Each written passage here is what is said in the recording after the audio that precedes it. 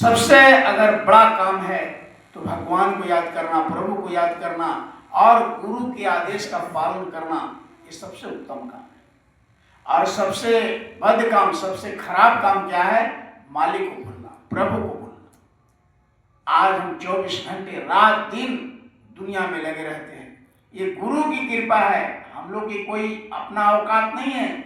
ये गुरु की कृपा है कि हम सब प्रेमियों को गुरु महाराज ने ये आदेश दिया, हुक्म दिया, और आज उन्हीं की कृपा है कि सबको एक इकट्ठा किए हैं। किसके नाम पर? मालिक के नाम पर, गुरु के नाम पर। आज सभी प्रेमी यहाँ इकट्ठे हुए, एक नाम गुरु ने दिया, उसी नाम के सहारे, उसी दूरी के सहारे हम सब प्रेमी यहाँ इकट्ठे हो गए। इतना गुरु महाराज ने दुनिया में प्रेम प्यार दिया, दुनिया में इतना गुरु महाराज ने प्रेम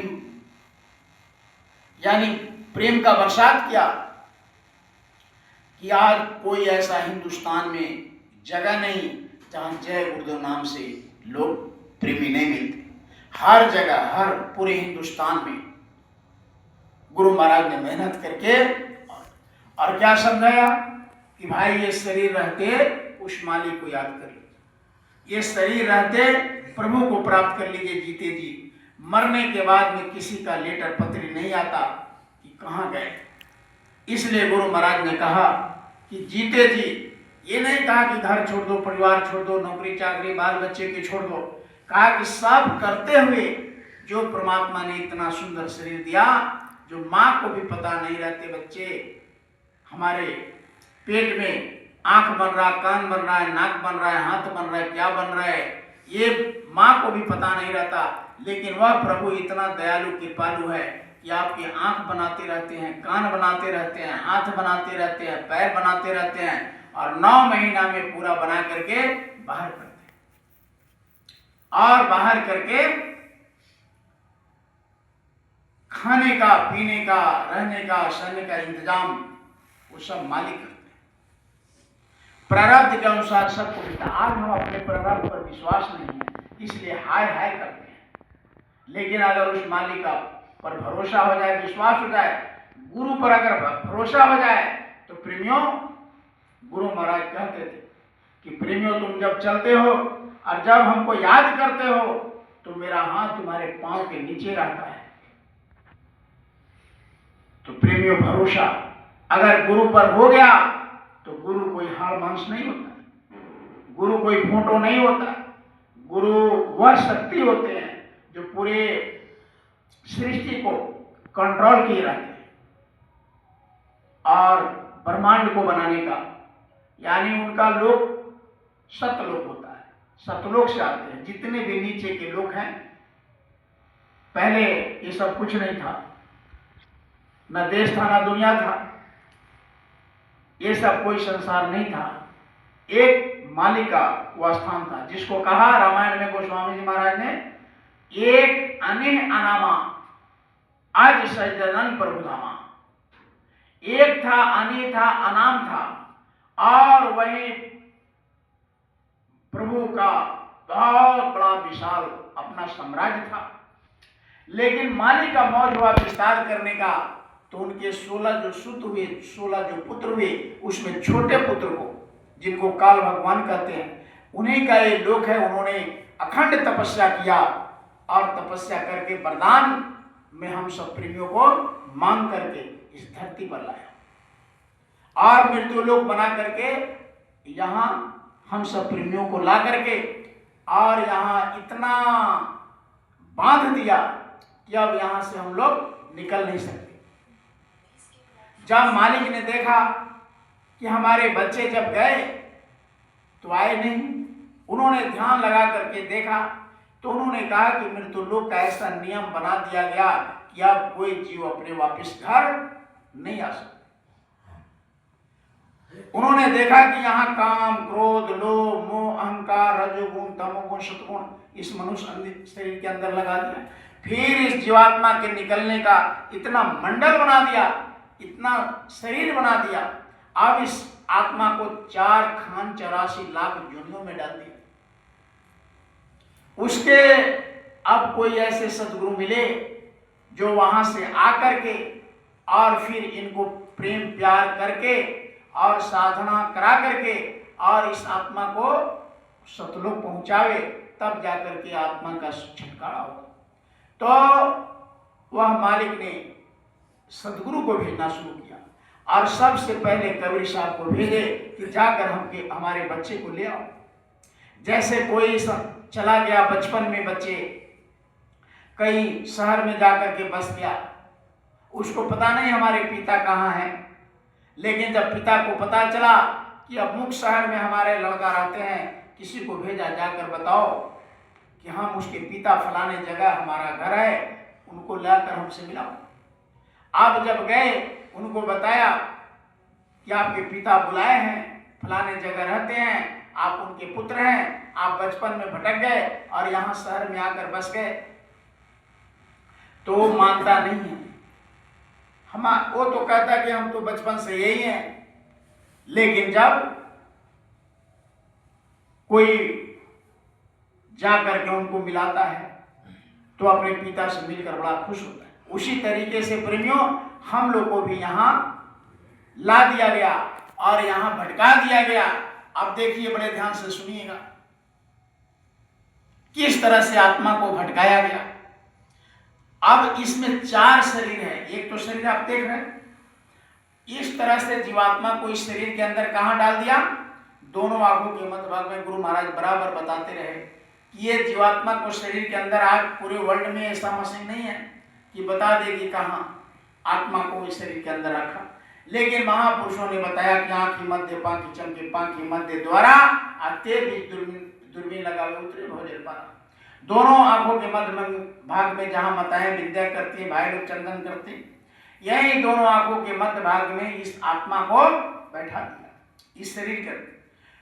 जब कोई महात्मा जब मिलेंगे और जब वो नामदान लेकर के उनसे, जब जीवात्मा की चढ़ाई होगी तो ये खोल, ये शरीर छोड़ करके दूसरे शरीर में प्रवेश करेगी। वह दूसरे शरीर कौन है? लिंग शरीर है। लिंग शरीर कितने तत्वों का है? 17 तत्वों का है। 10 इंद्रियां, 3 गुण और 4 चतुर्थ अंतःकरण, मन बुद्धि चित्त अहंकार और रजोगुण तमोगुण सतगुण, ये 4 3 7 और 10 इंद्रिया, 17 तत्वों का लिंग। अब उससे जीवात्मा जब निकलेगी, उस शरीर से को छोड़ेगी तो आगे फिर एक शरीर बना दिया। अब देखिए कितना बंधन बना दिया। कौन निकल सकता है? किसका मजाल है कि ये संसार से निकल जाए बिना सतगुरु के? इसीलिए गोस्वामी जी महाराज ने साफ किया कि गुरु बिनु भवनिधि तरह ने कोई, चाहे बिरंची संकर्षण हो, भगवान शंकर के समान कोई बन जाए फिर भी बिना गुरु के वो अपनी जीवात्मा का संभाल नहीं कर सकता, अपने जीवात्मा का उद्धार नहीं कर सकता। गुरु महाराज ने कहा, बराबर जोड़ दिया कि कोई ऐसे सदगुरु की आप खोज करिए जो गुरु अपने आत्मा को जगा करके और परम पिता परमेश्वर के पास पहुंच चुके।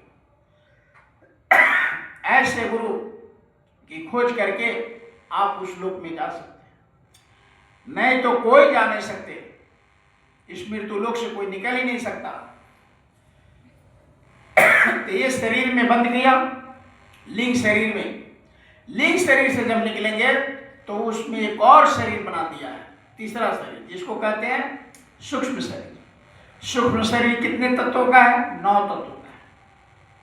4 चतुर्थ अंतःकरण और 5 विषय, रूप रस गंध शब्द स्पर्श, ये 9 तत्वों का लोक बना दिया, जिसको सूक्ष्म लोक कहते हैं। उसमें जीवात्मा को डाला गया। उसमें से कोई सदगुरु अगर साधना जो सदगुरु बताए करके, तो जीवात्मा सूक्ष्म शरीर को छोड़ करके और फिर चौथे शरीर बनाया काल भगवान ने, उसमें प्रवेश करती है। तो चौथा शरीर कौन है? उसको कहते हैं कारण शरीर। कारण शरीर कितने तत्वों का है? 5 तत्वों का है। कौन कौन? रूप रस गंध शब्द स्पर्श, ये 5 तत्वों के खोल में सूक्ष्म शरीर में, ये कारण शरीर में बंद किया। वहां से जीवात्मा अगर मालिक की दया हो, कृपा हो गुरु का, तब वहां से निकलेगी, तब जाकर के सतलोक पहुंचे। नहीं तो ये चार शरीर का कोई भेद जानता ही नहीं है। ये चार शरीर से कैसे निकला जाता है? गुरु की कृपा हो तब जाकर के, केवल इस अस्थूल शरीर से निकलने में पता नहीं कितने युग बीत गए, इस शरीर से निकलने में कितने युग बीत गए, नहीं निकल पाए। 3 शरीर तो अभी अलग है। इसलिए कहा, गुरु महाराज ने बहुत जोर दिया कि गुरु की खोज करो।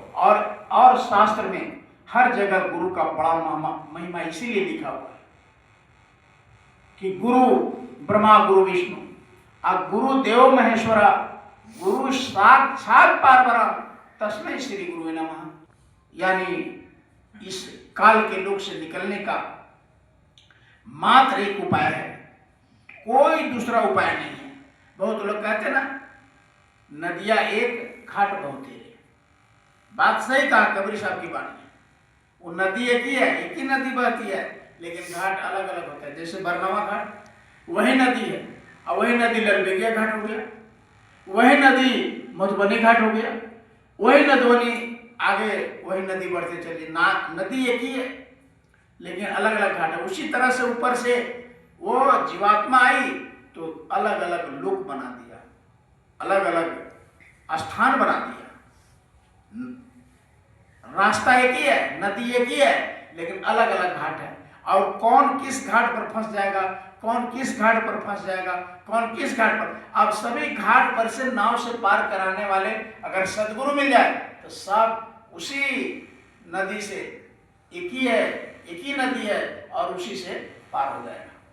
पार कराने वाले होना चाहिए, नहीं तो घाट पे बैठे बैठे बैठे बैठे दिन बीत जाएंगे, कितने युग बीत गए। कहा ना, हम तो हैं परदेश में, देश का निजी सतलोक है नाम। हम तो हैं परदेश में, देश का निजी सतलोक